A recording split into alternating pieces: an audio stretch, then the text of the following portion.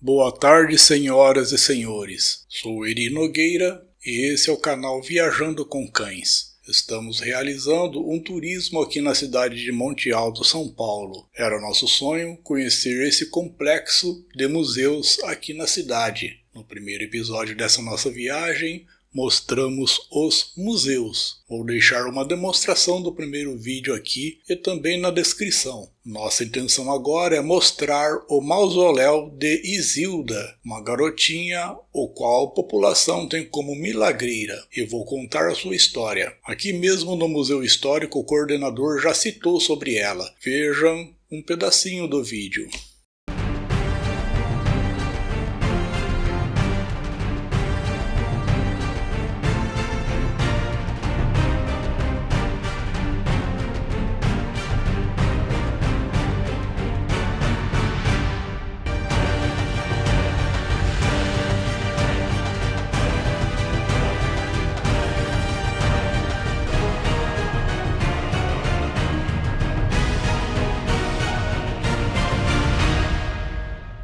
Como que é o nome do senhor? João Maurício. João Maurício, o senhor faz o que aqui? Sou coordenador. Temos aqui armas da Revolução de 32.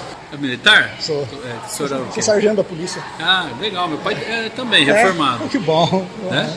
Então o senhor vai gostar. Nós temos aqui no mausoléu da menina Isildinha. Eu li sobre, mas vou conhecer hoje. Pode deixar de ir, é uma sala popular local, né? Ao ela ser desenterrada em Portugal, o corpo estava incorruptível. Isso, né? Intacto. É o que diz a história. Fica à vontade. Qualquer coisa, estamos à disposição. Muito obrigado. Se você quiser um cafezinho, tem um cafezinho aí. Depois eu vou tomar um golinho.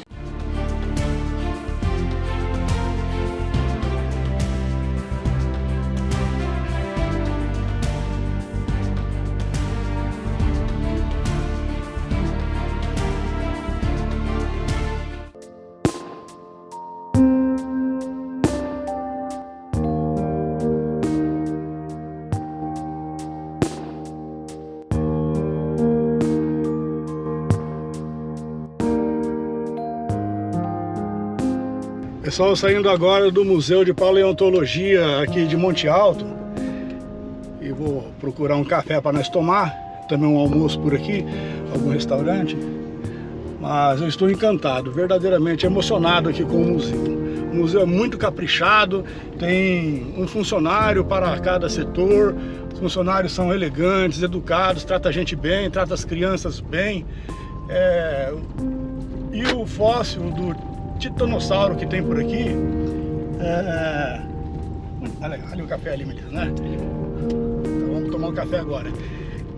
Se eu não me engano, é o maior dinossauro do que Uberaba. Eu estive lá no Museu de Uberaba, que diz que lá é o maior dinossauro do Brasil. Mas aqui em Monte Alto, esses fósseis aqui desse titanossauro tá bem grande. Depois eu vou ter que pesquisar, ligar em Uberaba, ligar aqui também, para saber e colocar no meu vídeo qual que é o maior dinossauro. Porque me parece que esse aqui de Monte Alto é maior do que o de Uberaba. Eu vou pesquisar melhor. Mas eu gostei demais, hein? Tem bastante fósseis. Quem quiser vir aqui não vai se arrepender. Depois eu vou deixar o endereço embaixo aqui do vídeo. Beleza, pessoal? Eu vou continuar a viagem por aqui. Agora vamos fazer uma rota mais religiosa. E vamos tomar o nosso cafezinho aqui. Tivemos uma chuva de insetos ontem à noite. E como está a situação do meu carro? Esse nosso turismo paleontológico, tudo está valendo para concluir esse nosso turismo aqui em Monte Alto. Então agora vamos mostrar a parte mais religiosa da cidade. Mas primeiro vamos para o nosso cafezinho. Beleza, amigos? Vamos lá.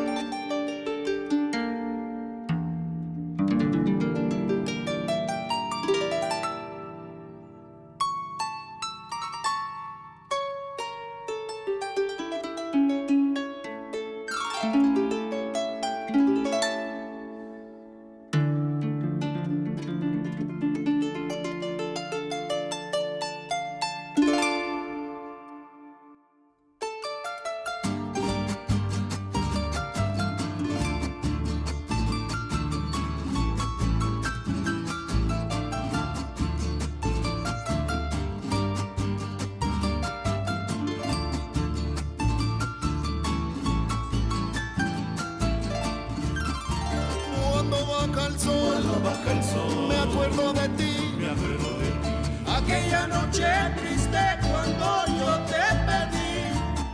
Cuando baja el sol, me acuerdo de ti, aquella noche triste cuando yo te pedí.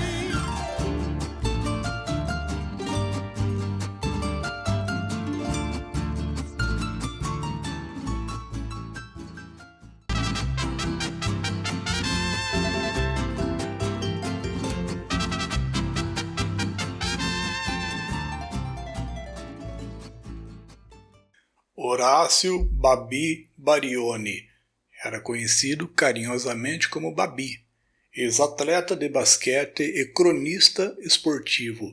Foi o maior empreendedor da história do esporte em São Paulo. E em 1936, Monte Alto foi sede da primeira edição dos Jogos Abertos do Interior. Esse monumento imortaliza o fato e homenageia os esportistas daquela época. Enaltece também os campeões de bocha e o que nunca falta em marcos históricos são os nomes dos políticos favoráveis à construção do monumento.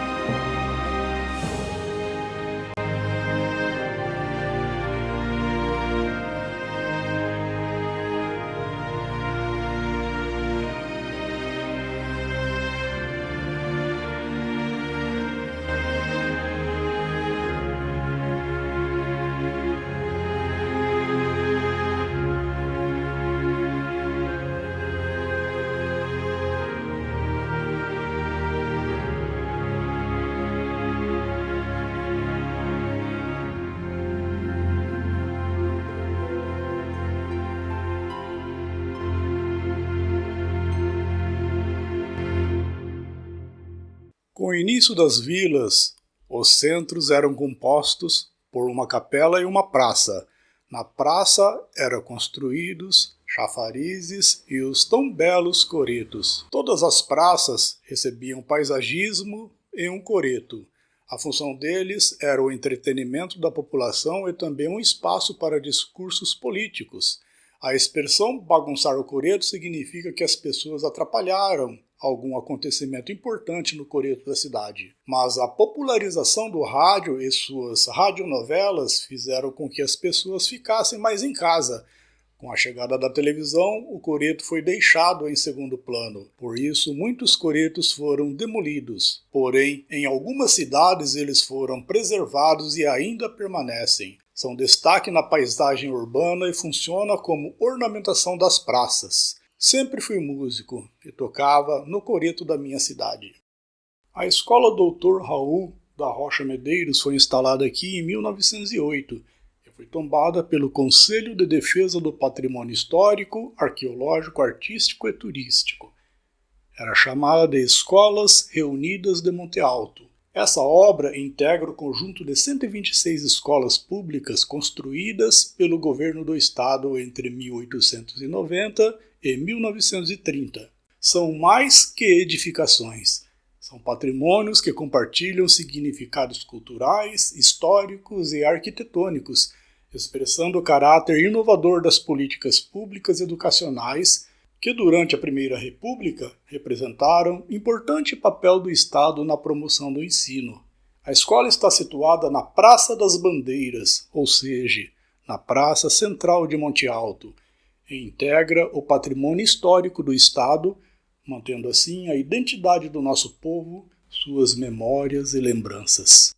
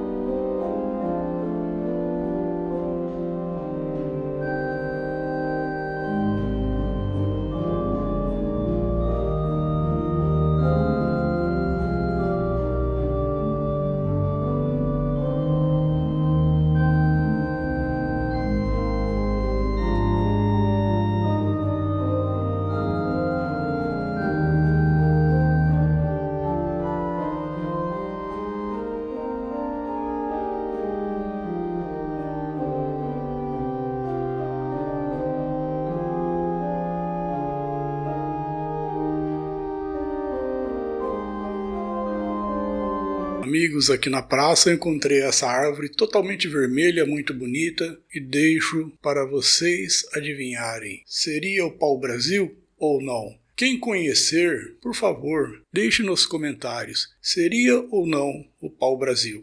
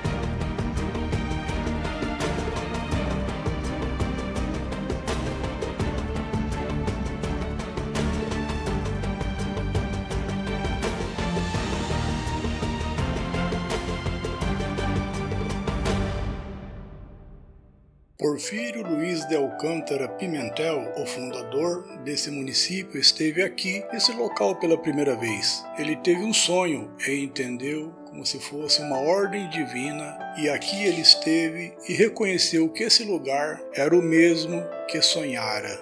E aqui ele fincou um cruzeiro e teve a primeira missa atendida pelo padre de Jaboticabal. E ele disse: "Este lugar se chamará Bom Jesus de Pirapora, do Monte Alto das Três Divisas." A cidade ficou conhecida apenas como Monte Alto ou como Cidade Sonho. A capelinha foi erguida e posteriormente ela se tornou essa maravilhosa igreja que agora eu estou tendo a felicidade de conhecer.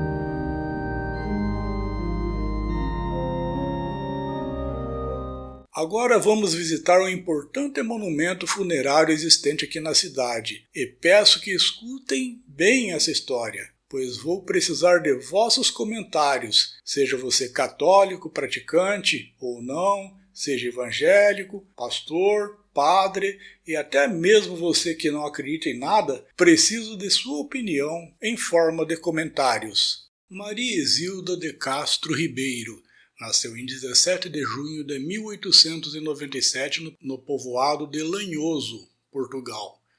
Foi a primeira filha do casal João Rodrigues Ribeiro e Alice Augusta de Castro Ribeiro. Ao ser batizada, teve como padrinho o padre João Duarte de Macedo, irmão de seu pai, e como madrinha Nossa Senhora, representada por um monge chamado Dom Alfredo Antônio Teixeira. Isildinha, em sua infância, tinha como melhor amigo seu padrinho, seu tio, Padre João.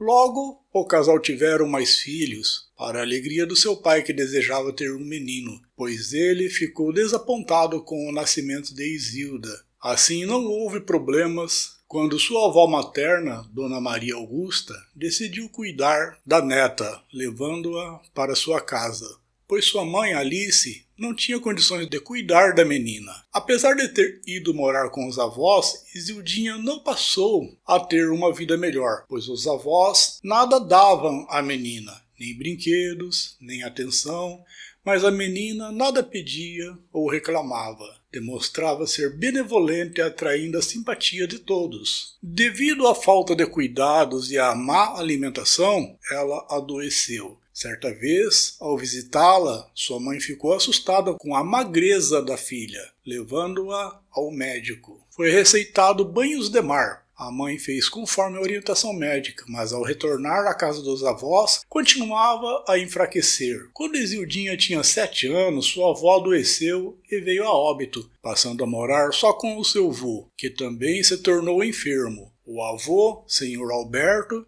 teve suas mãos paralisadas e com isso revoltou-se, passando a aplicar diversos castigos na menina. Sobre seu avô, cita-se: o avô, muito egoísta, só pensava na menina como um divertimento para ele e a deixava o dia inteiro fechada entre 4 paredes. Mesmo sofrendo, Isildinha permanecia sempre meiga e benevolente, além de muito religiosa, seguindo os ensinamentos cristãos que tivera. Isildinha sofria, sem reclamar. Com o pouco que recebia, ficava satisfeita, suportando as privações, já que não era acostumada a receber os cuidados e a atenção que uma criança merecia.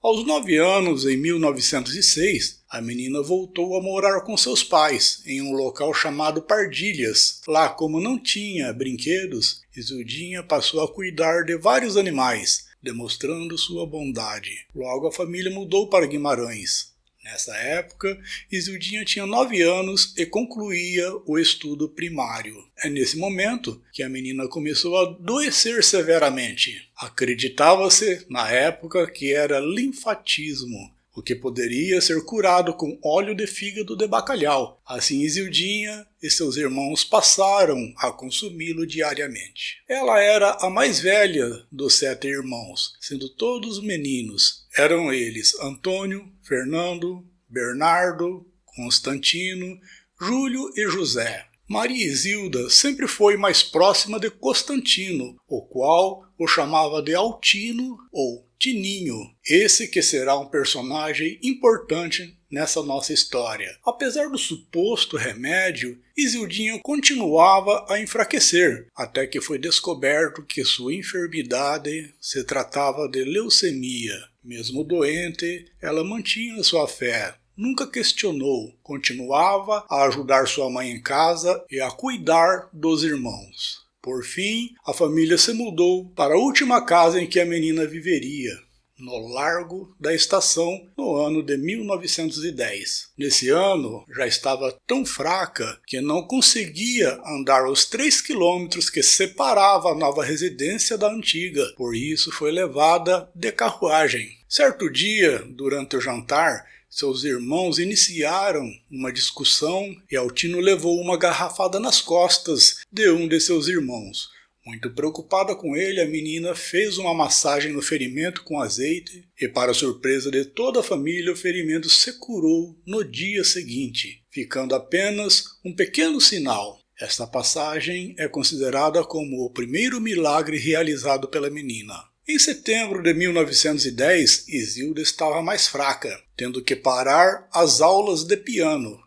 No ano de 1911 começou a ter hemorragias, a deixando em estado de raquitismo. Por recomendação médica, a menina passou a ficar apenas em sua cama e teve uma pequena melhora, mas o quarto em que ficava nada ajudava, pois não havia luz solar. Ao lado de sua cama foi deixada uma bengala, para que chamasse alguém quando precisasse. Entretanto, evitava chamar seus irmãos, que não gostavam de ajudá-la, assim como seu pai, pois era desagradável ter doentes em casa. Os únicos que a ajudavam eram seus irmãos mais próximos. Ela os recebia com muito carinho quando iam até o quarto visitá-la. Isildinha sofreu muito com a chegada do inverno de 1911, pois estava anêmica e a família não possuía condições financeiras para comprar agasalhos para os filhos. Ainda assim, nunca abria a boca para queixar de seus sofrimentos. Conformada, não pedia a Deus a cura. Sofria, fazia o bem, ignorava o mal, perdoava. Apesar do desprezo do seu pai, que nessa época havia feito um negócio com batatas, resolveu ajudá-lo. Ela separava as que estavam podres, ensacava as que estavam boas e depois guardava em sacos. Tamanho esforço foi demais, fazendo com que voltasse à cama. A pedido médico, seu irmão Antônio lhe cedeu seu quarto, que era um pouco melhor e possuía luz solar. Mas o novo quarto era afastado dos demais cômodos da casa, fazendo com que ficasse longe do restante da família. A solidão lhe agravou o sofrimento. Nesse momento, Isilda já percebia que sua doença não tinha mais cura e aceitava. Inclusive consolava seu avô paterno, que ele visitava, e falou: "Logo Jesus virá me buscar." Foi quando o médico informou aos pais que a leucemia já havia tomado conta do seu corpo e que a ciência, na época, desconhecia tratamentos eficazes contra a enfermidade. No dia 24 de maio de 1911, nos braços de seu irmão Antônio, ela faleceu. Maria Isilda, dentro do caixão, foi coberta com rosas e colocaram-lhe um crucifixo nas mãos, e com muita dor, assim ela foi sepultada e descansou em paz. A família, apesar de muito triste, seguiu sua vida. Passaram-se os anos e seu irmão Constantino, já mais velho, decidiu vir para o Brasil. Acreditava ser um país promissor. Em 29 de setembro de 1920, embarcou no navio Herschel e iniciou sua viagem. Desembarcou no Rio de Janeiro e foi recebido pelo seu tio Oscar, irmão de sua mãe, que residia no país. Constantino trabalhou durante um tempo para o seu tio. Certa vez, foi fazer uma entrega de açúcar para o tio em uma fábrica de marmelada em São Paulo. Posteriormente, se desentendeu com o tio e deixou de trabalhar para ele, oferecendo seus serviços na fábrica de marmelada. Foi contratado e desempenhou de forma brilhante suas funções, juntando economias. E nesse momento que Constantino conhece Dona Rosa, por quem se apaixonou. No ano de 1923, Constantino toma conhecimento de uma grande oportunidade. Uma firma já estabelecida estava à venda.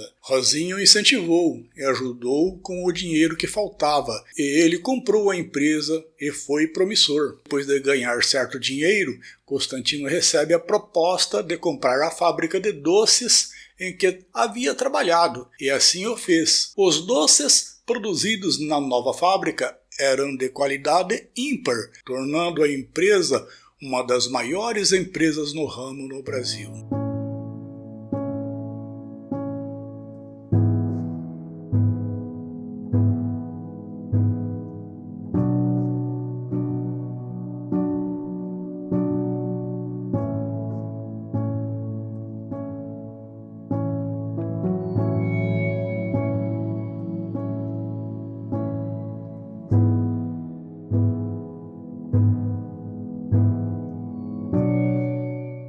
Pessoal, as histórias nos contam que o corpo dela é incorruptível. Então está no mesmo formato de quando foi enterrado. Ou seja, quando ela foi sepultada, o corpo dela não entrou em estado de putrefação e está da mesma forma. E vários milagres, várias graças foram alcançadas, segundo as pessoas, e atribuídas a Isilda, essa garotinha que está aqui.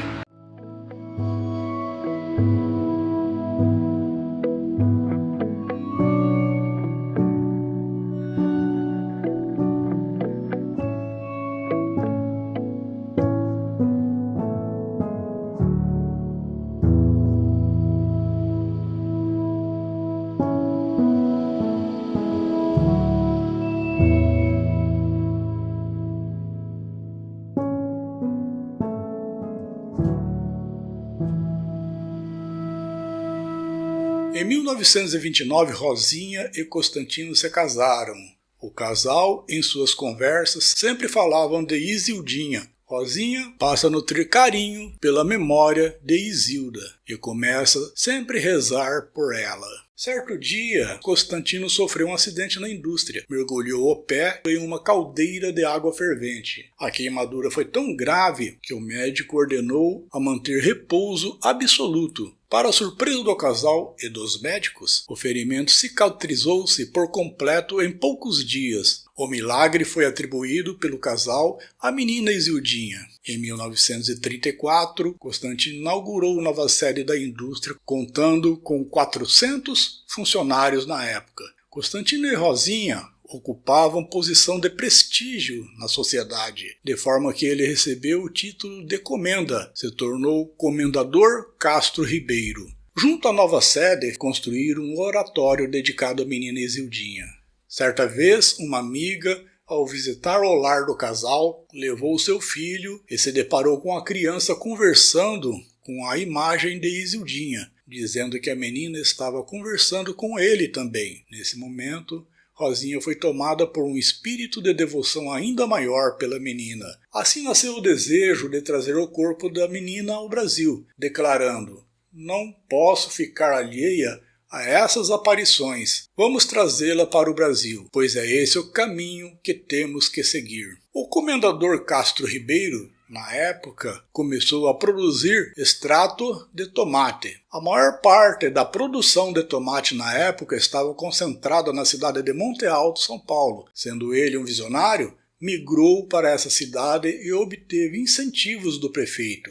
Em janeiro de 1944, foi inaugurada a indústria chamada CRAI, com mais de 1.000 funcionários. O ano era 1950. Havia se passado 39 anos da morte da menina Isildinha, mas Rosinha continuava com o desejo de ter os restos mortais da menina no Brasil. Constantino escreveu para sua mãe, que concordou com a locomoção dos restos mortais da filha, e encarregou o filho Fernando para resolver o que fosse necessário. Fernando se dirigiu ao cemitério de Urgese, onde a irmã estava sepultada, e solicitou a exumação. O coveiro iniciou o serviço sem demonstrar muitas emoções. Ao abrir o caixão, não acreditava no que seus olhos viam, pois o corpo da menina se encontrava intacto, exatamente como no dia que foi sepultada. Até as flores que a cobriam estavam da mesma forma e ainda exalavam o mesmo aroma. Ficou surpreso. Depois de 39 anos passados,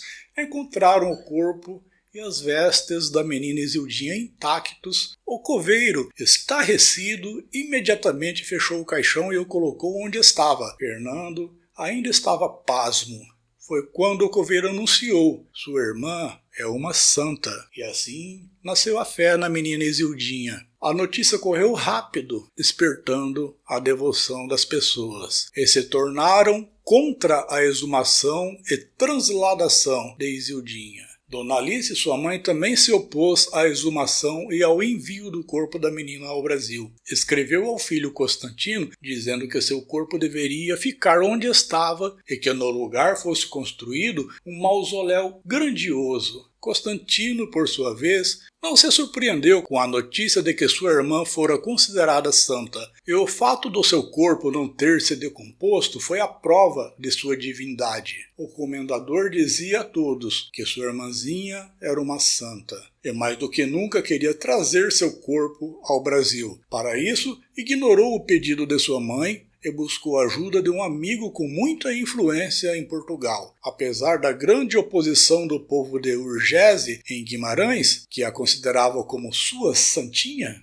seu corpo foi tirado do sepulcro, exumado e embarcou em um navio para o Brasil. O navio chegou no Porto de Santos em 29 de agosto de 1950, onde novamente foi aberto seu caixão, deixando todos os presentes espantados. Ela foi transportada para a necrópole São Paulo, onde está o jazigo da família do comendador. Não demorou muito até que o local estivesse cheio. Todos queriam ver a santa. Ao chegar na necrópole São Paulo, foi recebida de forma grandiosa. No portão central existia uma carreata do corpo de bombeiros que a aguardava. A multidão de pessoas presentes se revezavam para transportar o corpo da menina Isildinha. Rosinha encontrava-se muito emocionada, pois sonhara com esse momento desde que se tornou devota. O fato atraía cada vez mais fiéis para visitar seu túmulo. Ora vinha lhe agradecer graça alcançada, ora vinha buscar amparo. Assim o nome da menina Isildinha se propagou. Passando pouco tempo, Constantino, que ainda mantinha suas indústrias em São Paulo e outra em Monte Alto, recebeu uma proposta para vender a primeira e assim o fez. Então o casal mudaram-se para Monte Alto, São Paulo, onde construíram uma bela mansão ao lado da indústria Cray. Construíram também um enorme mausoléu dedicado à menina. Na sua entrada foi colocada uma escultura de Isildinha e um quadro de bronze retratando uma paisagem. No dia 8 de março de 1958, 8 anos após sua chegada ao Brasil, seu corpo foi levado para Monte Alto. No dia que chegou, mais de 10.000 pessoas acompanharam o cortejo até a igreja matriz da cidade. A menina Isildinha foi recebida com cerimônia em seu mausoléu. Terminada a cerimônia, deixaram o caixão visível através de um vidro onde todos podem ver seu esquife e está lá até hoje. E eu a visitei. É uma cripta no subsolo do mausoléu, onde está exposto seu caixão, para que seus fiéis prestem homenagens. O comendador e sua esposa eram conhecidos na cidade pelos seus grandes gestos de caridade. Com esse intuito, Constantino construiu o Educandário Isildinha, destinado ao auxílio de crianças carentes. O casal, na época, com idade avançada, desfrutavam do patrimônio que possuíam. E Constantino se dividia entre a indústria e o escritório em São Paulo, ficando afastado de sua sede. Foi nesse tempo que o comendador tomou ciência que estava sendo furtado pelos seus próprios funcionários. Isso o deixou prejudicado financeiramente. Foi esse o motivo do profundo abalo que o envolveu. Dizem que era comum vê-lo na indústria à noite ou sentado à beira da calçada chorando. Desesperado, vendeu a indústria e com o pouco patrimônio que lhe restara, o casal voltou a morar em São Paulo, mas logo Dona Rosinha faleceu, deixando Constantino consternado.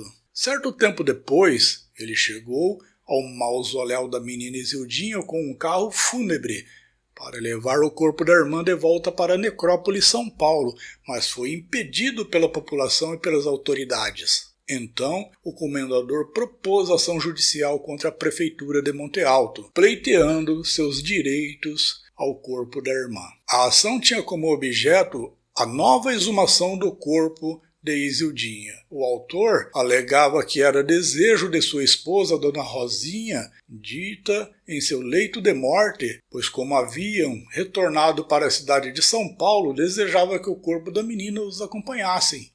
A ação envolveu a população que a considerava como sua santa. Envolvia ainda os próprios direitos pós-mortem de Isildinha. pois seria a 4ª exumação, e isso representava claras violações aos seus direitos pós-mortem. O caso teve, em primeira instância, a sentença de improcedência, determinando que o corpo da menina Isildinha, conhecida como o Anjo do Senhor, não poderia ser removido de seu mausoléu. Inconformado, Constantino levou o caso para a 5ª Vara Civil do Tribunal de Alçada, que manteve a sentença, ou seja, não poderia ser exumada novamente. Em decisão unânime proferida pelo juiz Victor Lombardi, em 23 de agosto de 1965, negou o recurso mantendo a sentença da primeira instância. O magistrado, ao proferir a sentença, disse: "Não é sem profunda tristeza que se toma essa decisão de impedir que o irmão tenha os restos mortais da irmã junto de si." Mas o vínculo entre Isildinha e a cidade de Monte Alto, onde tudo que na cidade se faz é em torno daquela que eles veneram como santa, é um ponto muito importante, o que foi abordado pelo magistrado ao proferir a sentença. Salientou que, embora seu mausoléu tenha sido financiado pelo comendador Castro Ribeiro, sua construção ocorreu na praça pública e contou com a mão de obra dos moradores, motivados por sua fé. Todas as quermesses organizadas têm sua renda destinada ao educandário Isildinha, que apoia crianças carentes. O magistrado cita em sua decisão o artigo 141, parágrafo 10 da Constituição de 1946, que fala sobre os cemitérios serem administrados pelos municípios. Baseou-se também na Lei Municipal número 280 de 4 de março de 1958, o qual determinou que o local onde está o mausoléu fosse incorporado ao patrimônio público municipal. Frente à situação enfrentada, o direito da família deveria sofrer limitações, de forma que seu irmão não poderia exercer livremente o direito à nova exumação, evitando mais excessos. Devido a isso, o magistrado impediu a violação da paz sepulcral amparada pela tradição e pelos costumes do povo brasileiro. Conclui-se que nesse caso foi beneficiado o direito pós-mortem da própria Isildinha. O comendador propôs a ação contra a prefeitura de Monte Alto e perdeu em todas as instâncias. Resumindo, ele também faleceu, mas sem antes obter da justiça o resultado mostrando que seus direitos ao corpo de sua irmã foi negado e que a prefeitura seria o órgão responsável para manter e gerir o mausoléu que ele construiu. Hoje, o comendador, Dona Rosinha e Isildinha poderiam estar descansando no mesmo jazigo, mas não foi isso que aconteceu. Se inscrevam no canal, deixem seu joinha e não percam o 3º episódio dessa nossa viagem.